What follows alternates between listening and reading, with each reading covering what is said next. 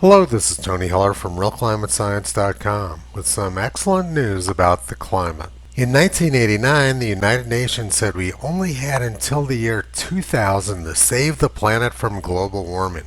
But today they granted the Earth a 50-year reprieve and now say we have until the year 2050 to save the planet from global warming. This is considerably more optimistic than Nobel laureate Al Gore, who said that we only had until the year 2016 to save the planet from global warming. I'm pretty certain the planet wasn't destroyed in 2016, but now the Washington Post and congressional climate expert Alexandria Cortez say we only have until the year 2030. Even scarier is that 50 years ago this week, the Los Angeles Times said there was a new ice age coming, and it's already getting colder.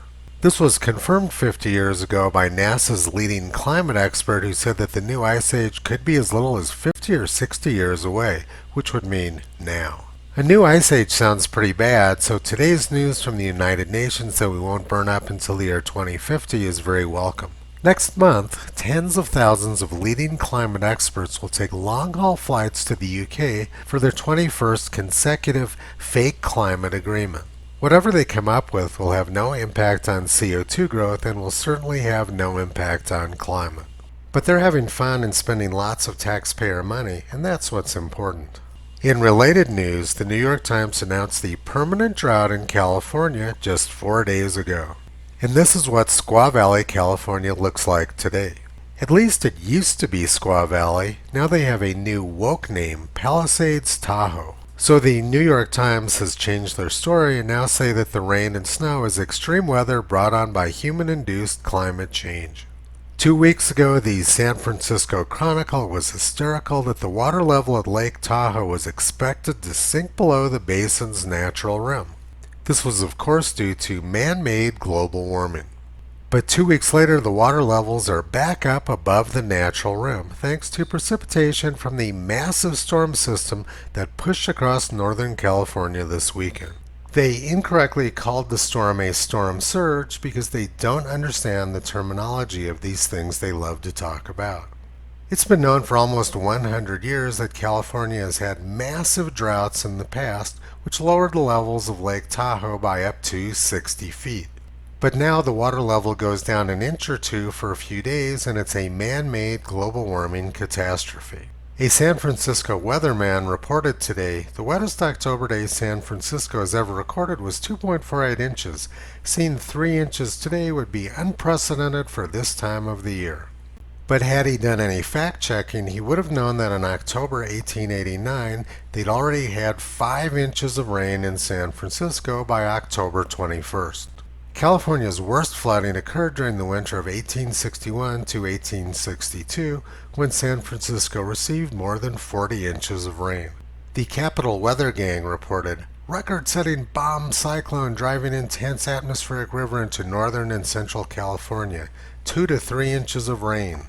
But had they done any fact-checking, they would have known that during December 1859, Los Angeles received about 1 foot of water in 24 hours. And during October of 1859, Los Angeles was 110 degrees in the shade. Also in October 1859, a hurricane struck off the coast of Wales. This storm sank the clipper ship Royal Charter and more than 400 people drowned. 96 vessels were completely wrecked by the storm and another 530 were stranded or suffered other casualties. About 600 people died. During June of 1859, downslope winds brought world record heat to Santa Barbara, California. They got up to 133 degrees Fahrenheit. Temperatures of 117 to 119 degrees were recorded in many other places in California that day. Despite the fact that the heat only lasted for a few hours, it killed full-grown cattle and birds dropped lifeless from the trees. In June of 1859, there was a tremendous flood on the upper Mississippi River. In May of 1859, there was a tremendous flood on the lower Mississippi River. And in April of 1859, there was a large flood on the Ohio River. 1859 brought unprecedented heat, unprecedented storms, and unprecedented rain. Something was going on with the climate in 1859, and it certainly wasn't due to carbon dioxide. The extreme weather was caused by the sun. At the end of August and during early September was the largest solar storm ever recorded. The solar storm brought the auroras all the way to the tropics and disrupted telegraph communications around the world. People had difficulty sleeping at night because the sky was so bright.